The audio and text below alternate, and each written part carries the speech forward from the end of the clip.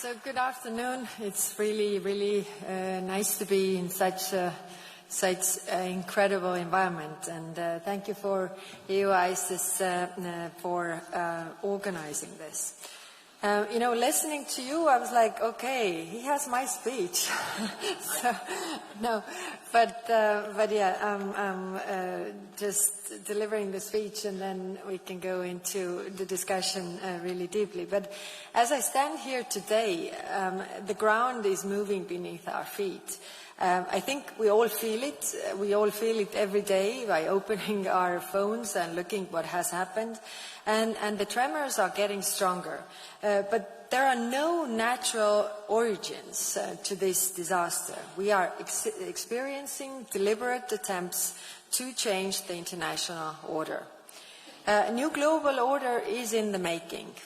It will not be shaped without Europe, but it will be shaped by what Europe is willing to do.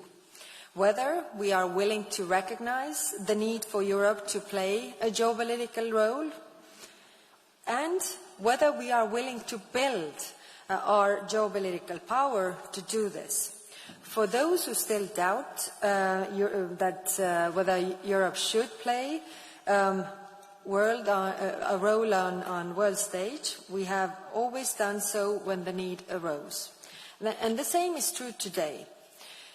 Russia has brought war back to Europe. Putin wants to neutralize Ukraine and re-establish its pre-1991 Soviet sphere of influence. These plans are not secret. They were written for the world to see across the chest of the Russian foreign minister when he landed in the United States. Russia's aggression has demanded a collective, common European response.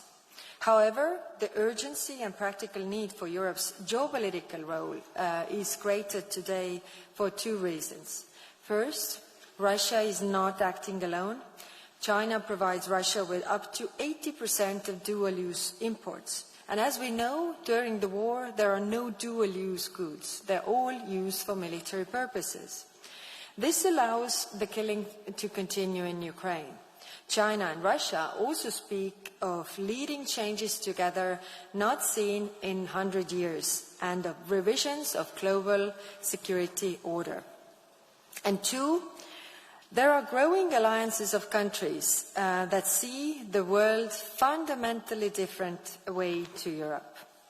When President Xi talks about building a new type of international relations at the meeting of the Shanghai Cooperation Organization this week, leaders from over 20 countries were there. Only a handful of those that attended can be considered democratic. Most score poorly on human rights indexes, and none are considered to be entirely free under Freedom House Index. And this is what we are up against. Whether we like it or not, Europe is engaged in a battle of freedom and democracy. To participate as an equal player, Europe must build its geopolitical power. As we know, geopolitical power may be based on either military might or economic force. There is no doubt that Europe has economic power. We are one of the world's largest economies and leading global trading bloc. We have the second most used currency and the largest reserve currency in the world. Our military might, on the other hand, has never been strong enough. We have not spent enough on military hardware. What we have spent has not been inefficient. And we have not developed the right capabilities. But we are changing. Europe has embarked on the biggest military undertaking in recent history. 2 trillion euros in additional defense spending between now and 2031. We are developing our military capabilities. Europe's annual capacity to produce ammunition is 6 times of what it was just 2 years ago. Now we must do the same to our key capability gaps, such as air defense and precision-guided missiles. And we are slowly removing the barriers of internal market. And this is a work in progress. It takes time, but it's happening, and that is a start. We are also building our military might in a European way, through partnerships with others. We have security and defence partnerships with growing numbers of countries all across the globe. UK, Canada, Norway, Moldova, Albania, North Macedonia, Japan and Republic of Korea. We are exploring these with others too. These are not just technical agreements, but an example of European Union's fundamental commitment to alliances to protect both sides. With regards to our economic power, there are two ways to use it as a geopolitical tool.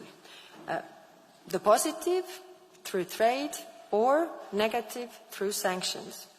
The EU and the United States still drive much of the world's economy. That is why we made the trade deal we did.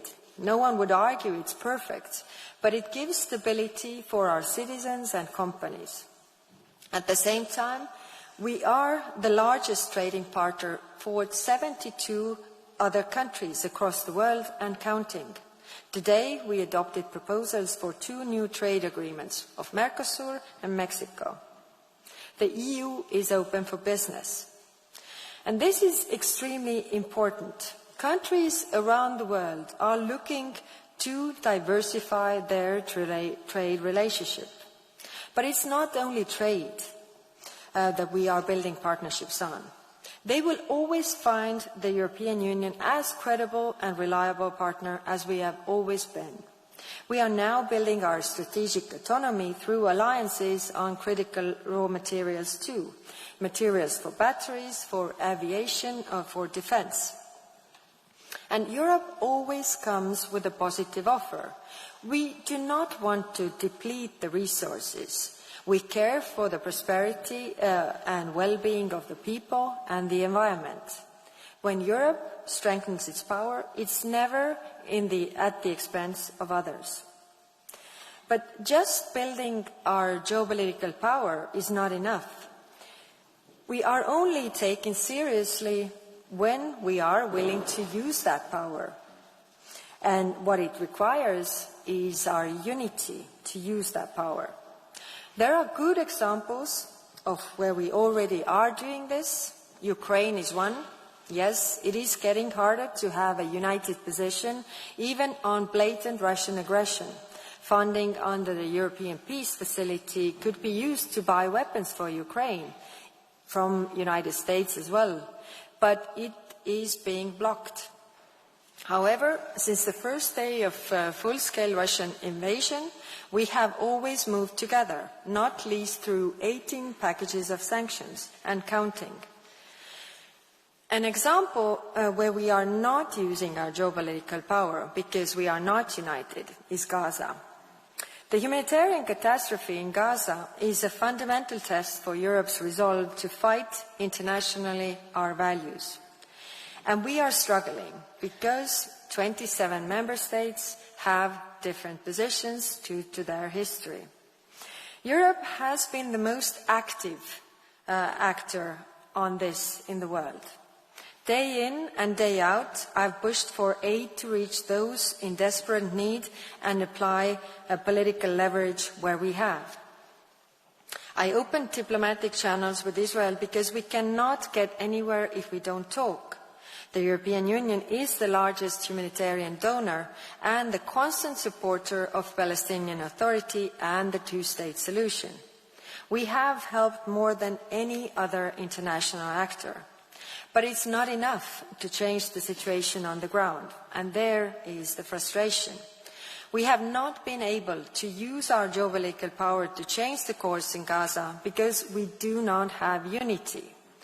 Europe can only use its full force as a geopolitical power when we act together. Being a geopolitical actor also means rescinding Europe's offer when our interests are not respected. If we have doubts about the country's respect to our interests, we should be clear about the consequences. We need to develop the tools we can use, carrots as well as sticks. Simply put, if a country considers support for a war in Europe, we deprive them of funding. If they act together with us on a global sphere, we have initiatives that they can benefit from. For every relationship Europe has, we must be prepared to show both sides of the equation, the positive as well as the negative. Dear friends, a new global order is in the making, but how we respond to this is entirely up to us. We have what it takes. That has never been in doubt, if we are united. Now we must grow our geopolitical power and work on how we can be united or change the rules so that we can adopt decisions. Otherwise, we are just not taken seriously. Thank you.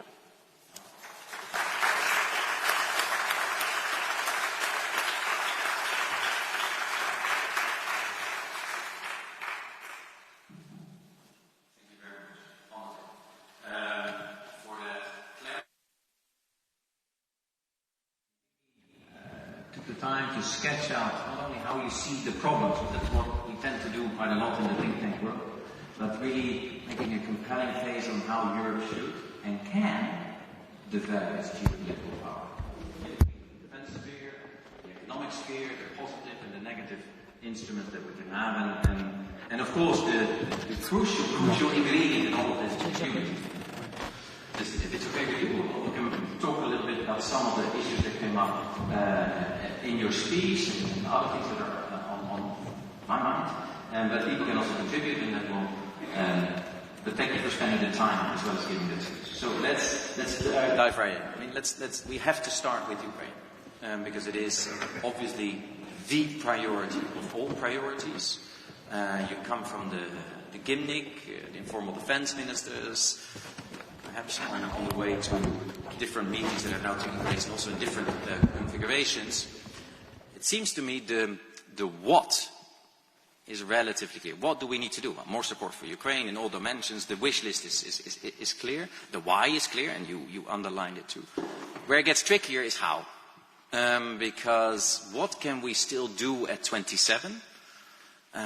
Because one has to admit the discussions on sanctions are advancing, 18, 19, but they are slow. There are also discussions that are blocked, EPF, enlargement. And then we see this emergence of different coalitions where people also meet and advance. So as EU High Representative, how do you see that? Because you work for 27, but you also want to see progress. And what is the sort of balance between these two forces? Well, I think, the coalitions of the willing are not the bad thing. If you think about Europe, there's a lot we have built on coalitions of the willing. I mean, Eurozone was a coalition of the willing in the beginning. Schengen was a coalition of the willing in the beginning. So others can join too. So I see them really, showing that there is, a large willingness to support. And when it comes to the sanctions packages, we still have done 18, and we are working on the 19th. And I'm not entirely sure that I agree with you that we have been slow on the 18th or working on the 19th. I mean, still considering on the European level that we need to have 27 countries on board, then we have still managed. So we shouldn't also, really bring us down as well. But like I said, it's getting increasingly more difficult, and not only on this topic but in many others. It's not really a democracy when one is blocking. 26 want to move, one doesn't want to move, and then we do like the one who doesn't want to move. So actually he's getting a say what is the position, and that's why I also for the Gymnich I had a point that I really wanted to discuss, which is working methods. But as we had Ukraine, we had frozen assets, we had Gaza, we had Middle East discussion. Those all took so much time that we didn't manage to have this discussion. But I promise to the foreign ministers that we will do this in a smaller groups, because it's not about, I mean, there are a lot of papers about QMV and all this. But my question to the ministers is, tell me concretely, I propose concretely, are you willing to use political courage to use that now, here, concretely on this? And there is like always like, oh, maybe not on this decision. So I really, you know, we need to move past this point where you know, we are discussing generally, but let's go very concretely. And why I say this is, you know, credibility of European Union is at stake. Our geopolitical power, if we are taken seriously, is at stake. But it's also our people, especially the young people, who are losing the trust in European Union because we can't deliver. And that's why we need to be very, very concrete. And I always say that, you know, it is for the political leaders to make those decisions, and you can, you know, argue with them or not, but the decisions are still decisions. So let's go very, very concrete. You know, concrete decisions. We have a lot on the table where you know, the treaties allow us to use QMV. But the institutional practice has been different. If you read the European Court of Justice decisions, then they have been very clear on this. Institutional practice does not overrule the treaties. The treaties give us the possibilities, but it requires political courage to use also those tools. No, terrific. Thanks very much. And indeed, some of these themes we hope to develop a little bit later on as well. As you say, you have to go from the theoretical discussion of the pros and cons in QMV to more specific concrete cases. And there are other forms, not QMV, that would still allow the Union to advance. I mean, there are possibilities, and we're going to get into it. But thank you for that. Now, moving on a little bit to Russia. Also, I'll admit, because we have a little bit of a private interest in this idea of unpowering Russia, but not just us. Every day, again, this week, we saw concrete evidence that, in addition to the horrible war in Ukraine, Europe is being attacked by Russia in different ways. We had the sea cables, we had the GPS jamming, there's an industrial scale disinformation apparatus that is being deployed to them. And I just wanted to ask you, I mean, there are many things that one can do, in our view at least, to push back on Russia, to change also a bit the psychology, that this is not this pervasive sense of weakness and there's nothing, no. Where, from your view, is it shadow fleet? Is it more tightening of sanctions and the evasion around it? Is it the information space? Or is it all of the above? How would you go about that? It is one thing. It's you know, short answer would be all of the above, but the longer answer is that we have to be very creative. We see that, you know, for example, when we came up with sanctions on Shadow Fleet, then the impact was, the immediate impact was that in 1 week, the oil revenues via the Baltic Sea as well as the Black Sea dropped by 30%, 30% in 1 week. But the effect is there just a short time. Yes, it's a temporary, because they are creative as well, finding all the tools to circumvent, and that's why we constantly have to come up with creative solutions to address these issues, to work with other countries. For example, when we talk about the shadow fleet, the flag states, that we are reaching out, that they would cooperate with us to have the rights to board the ships and do all these things. The circumvention of sanctions, what we have to address. And when we look at the sanctions as such, then we really need to look at the financing possibilities and options, because again, wars end if one party runs out of money, and then the question is, where do they get the money all the time? So crypto, all these tools that we are looking into, really being creative to find ways to really and by the way, again, the sanctions are working. If you look at how they are doing, their economy is doing, then it's not doing great. The opposite, actually. So I mean, we need to be creative. And by the way, why Putin? What he wanted out of this Alaska meeting was two things. One was the picture with the most influential person on earth, President Trump, and the other one was postponement of the sanctions. He got them both. What did we get? Yeah.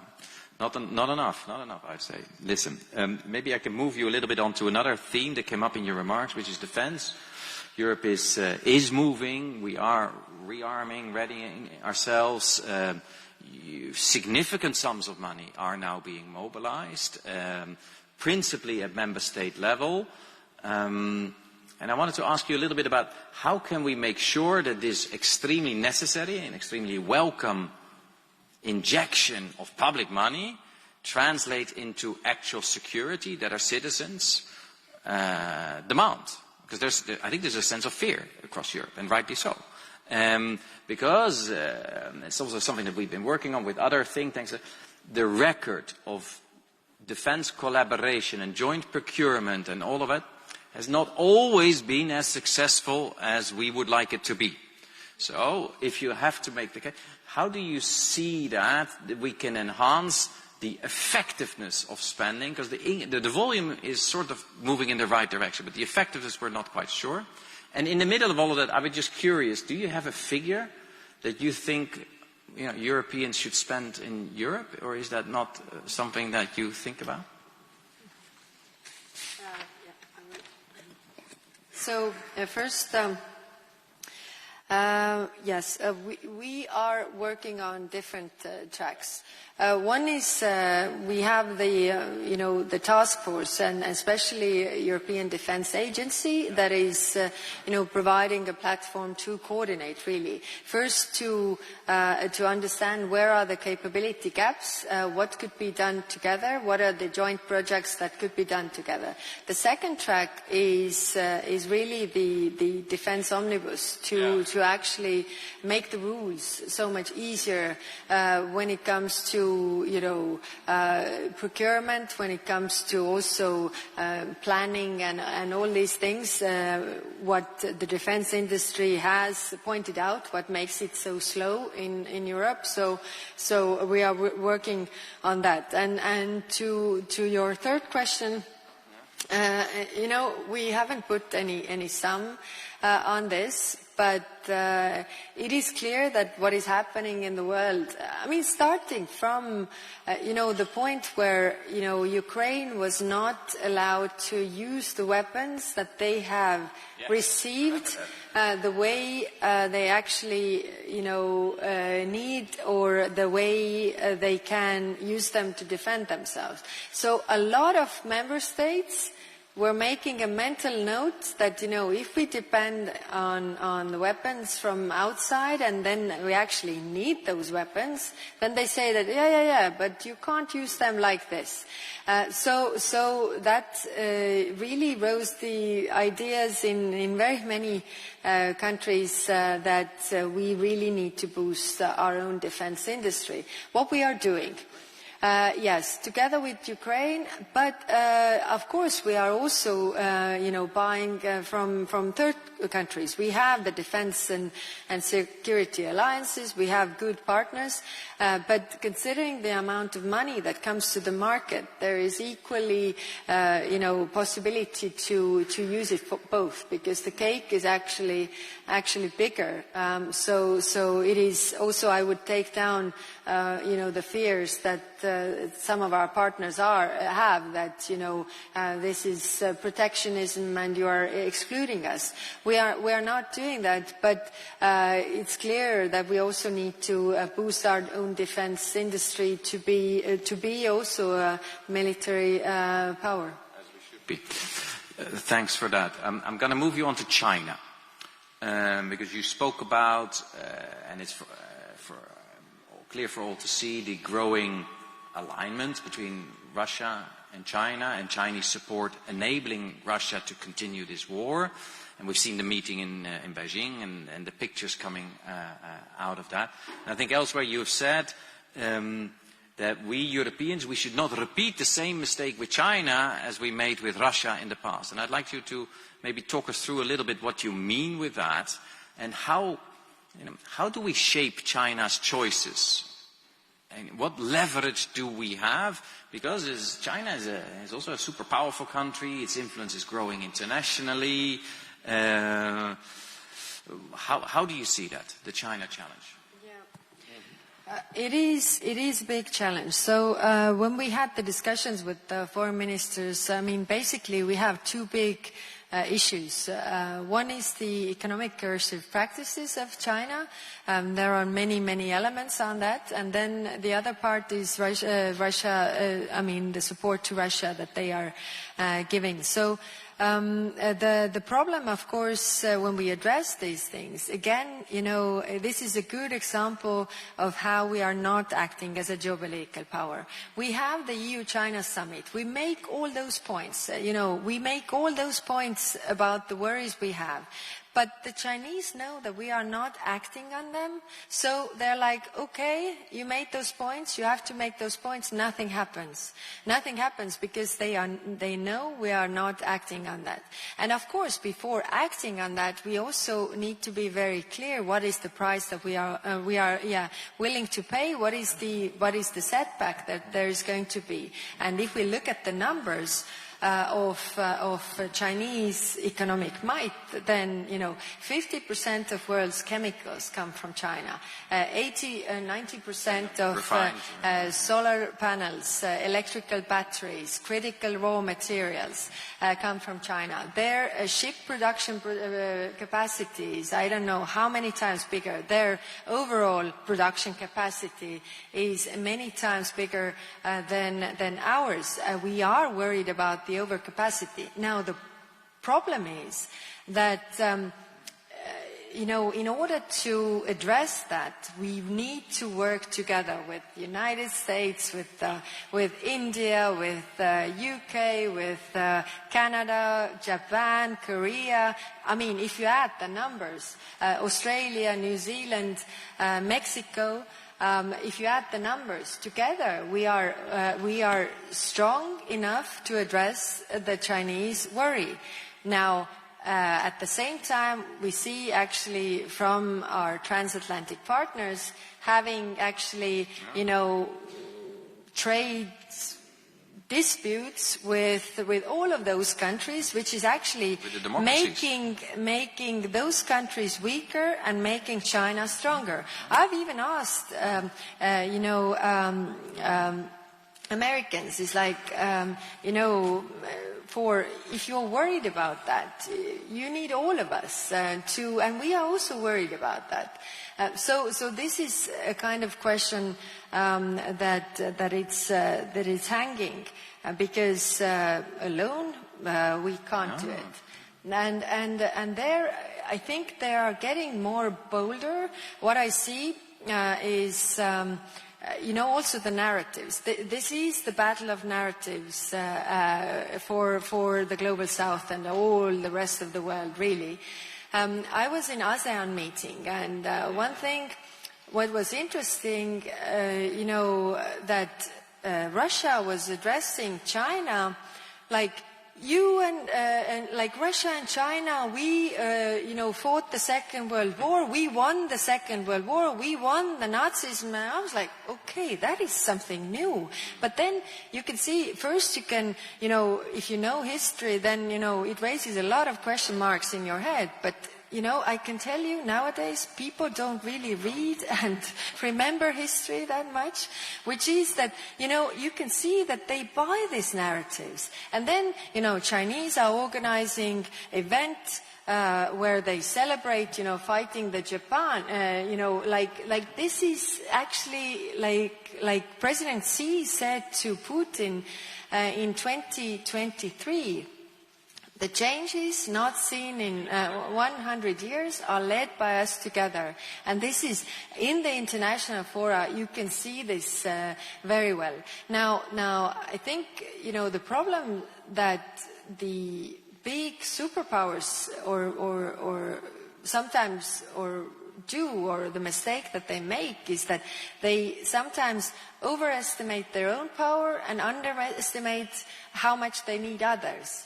And this is really worrying, especially if you look at this, what is today and this week happening in China. This should all concern us, really, and we should really stick together with the like-minded partners. And there, especially, the Transatlantic Alliance is super important. When you hear that there is this idea of reverse Kissinger, that, there is a division between, that United States thinks that it's possible to divide Russia from China.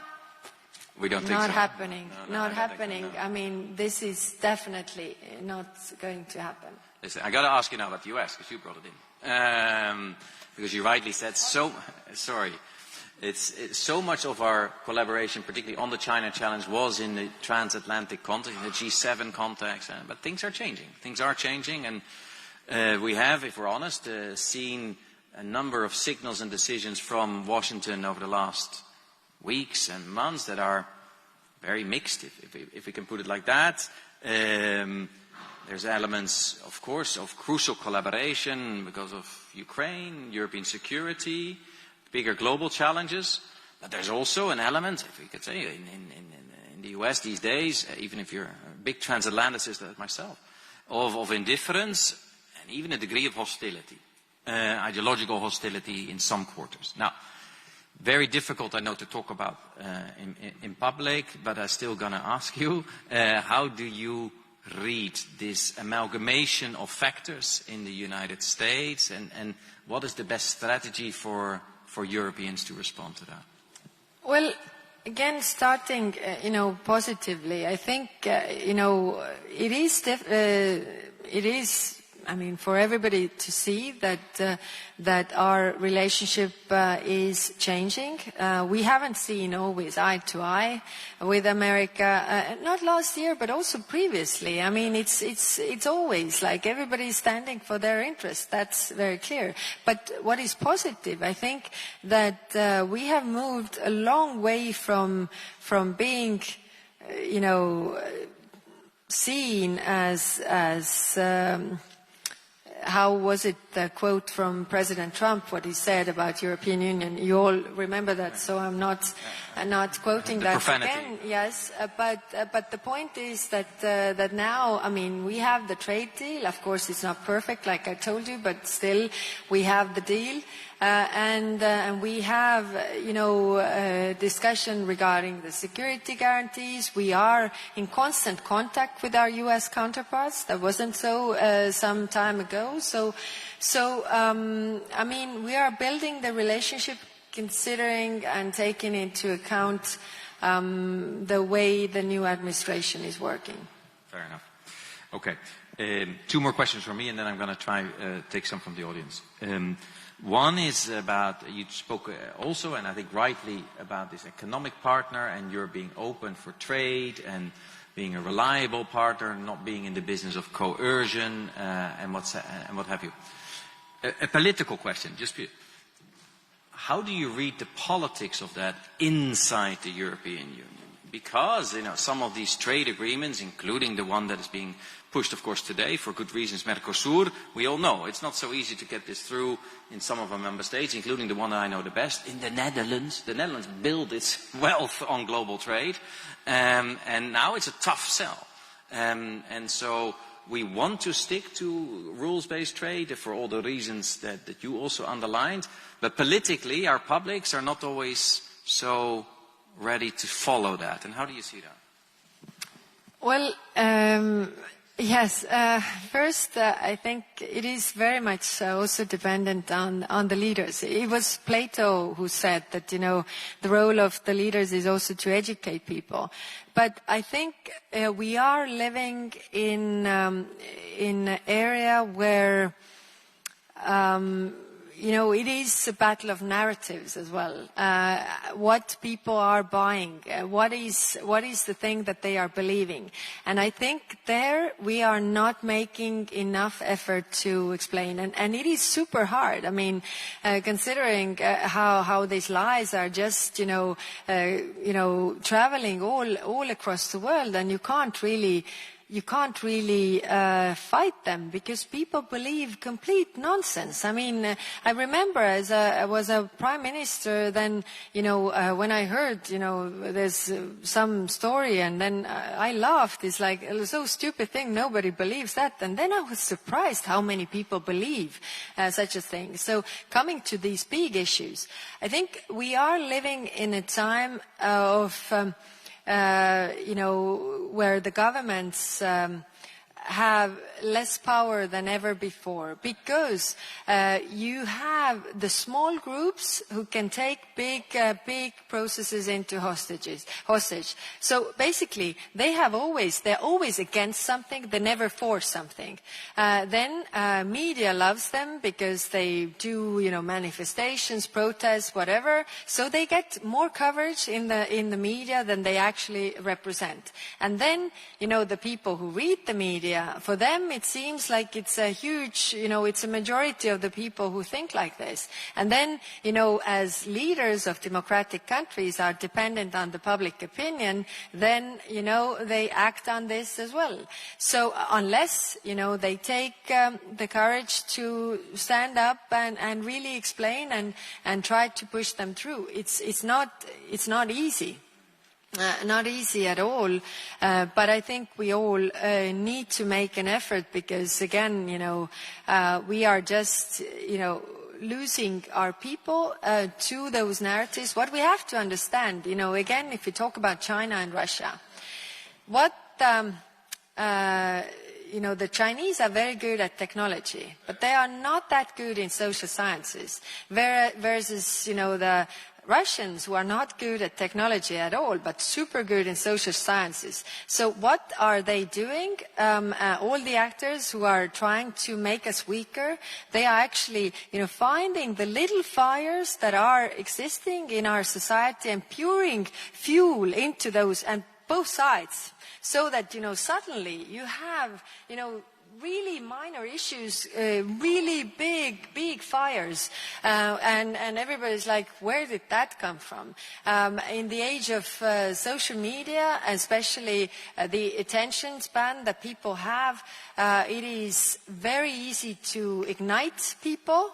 To be against something, and this is very hard. I don't have, a formula how to address this and get it all right, but I think it requires an effort from all of us. No, thank you very much for that. I have one final question. I mean, you've been in this job 9 months. Everybody knows that this is the hardest job in Brussels. Because the demands on you are relentless and the capacity to deliver depend on the cooperation of many, many people, and means of delivery are controlled perhaps by others, and on the road, and so on and so forth. I wanted to ask you, if you look back at those 9 months, when was the moment that you enjoyed the most? That you thought, more of this, please. It works. I can. Yes, please. What? Little things, I can tell you, little things, very concrete things. Getting people out of prison. Yeah, I bring you. I mean, Theo Clerc, was a prisoner in Azerbaijan, and then we had the meeting with the Azerbaijanis, and really, and then I had the tete-a-tete, and I was really pushing, and then 1 hour after this, they give me this information that, okay, we let him go. And I was like, and then, these are, of course, little things, doesn't, make a big difference. But for this person, it makes a lot of difference. Or one guy who was in death sentence row, and it's like, I was saying that, we don't have a death sentence in Europe, and we don't really understand, because they came for us to get the support. And I said that I'm sorry, but you have this European guy on a death row, and how can I explain that, you need all this support? And 3 hours later, not only that he got off the death row, he got home. So, these are little things. But the big things, what I enjoy working with the foreign ministers. I think, also on a bigger scale, I was really glad and happy how we managed to get a unified position in United Nations on the 24th of February this year. It was a hard work, but it was really, the foreign ministers, trying to bring everybody on board. We were coordinating, we were outreaching to third countries, and we were up against very strong forces. And like always, I can't say that, it's public, so. I was positively surprised that we got 26. Because I was banking on 25, but we got all 26 on board, and had a unified position, and got so many other countries also coming with us who were under super pressure from other actors to vote differently. So that was also something to celebrate. But I'm still learning in the job. So, of course, 9 months, I already, some things I already know. I learn a lot every day, and also what works, what doesn't work. The hardest is to really get the 27 on board. But I feel that, I don't know, I enjoy working with the member states, actually. So first I was quite afraid because, coming from a government of 3, I was like, okay, now I have a government of 27. How does that work? But so far, I think, I've made a lot of push, and I've got a lot of criticism that have been very pushy, but I don't think, I can't just sit on my hands and see all these things happening. So I continue to be pushy, and hope we can deliver as well. We're here to change things, absolutely. In view of the time, I'm just going to take one question from online, but it's a popular one. Not an unexpected one, because people can vote, you can see a little bit. So, and the question is about double standards. And you've had it before, but I think it's logical why it's being posed, given everything that's going on in Gaza, and the centrality in our thinking, in our discourse of upholding international law wherever it may get violated. So, question of European credibility, how do you see that? No, it is a very difficult question because, we are not united on this. Although I want to stress on the points where we are united in this file. We are all united on humanitarian aid has to get into Gaza as without any obstacles. We are all united that there has to be immediate ceasefire and release of all hostages. We are all united in support for two-state solution. So these are the things where we are united. Now, when it comes to international law and all of this, so I've been also very pushy on that. What we have done, what my predecessors have not been able to do, we did the Article 2 review and really came to the conclusion that you can read from there. Then they said that you can never do this, put the options in front that everybody discusses this. We did that. Then we also got the Commission so far that we proposed, one measure, although, not the strongest one, but still, something. But we are not united. Now, when I go, wherever I go in the world, I always prepare for this because, I know that this question is coming. I bring you one example.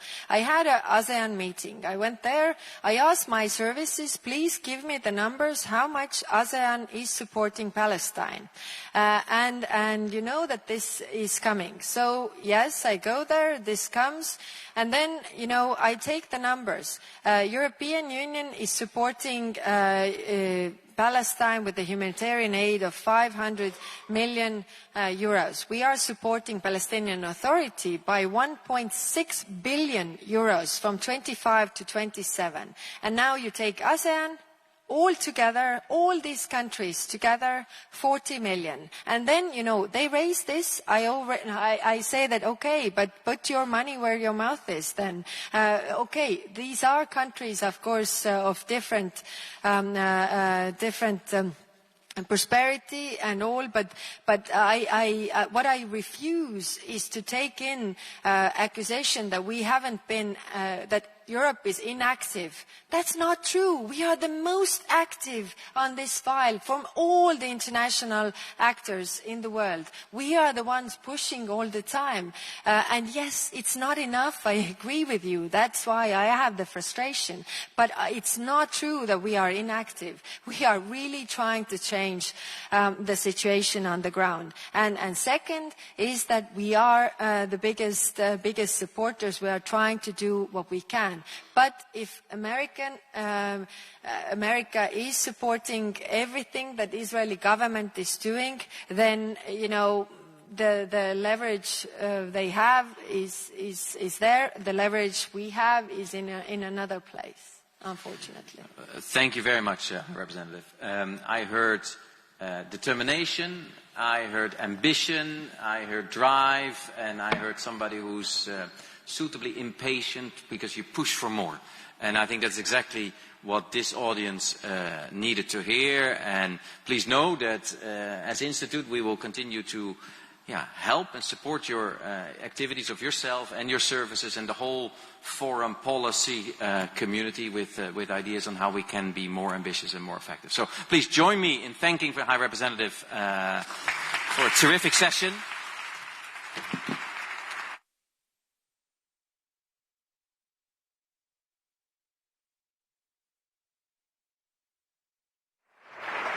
Sylvie to take over.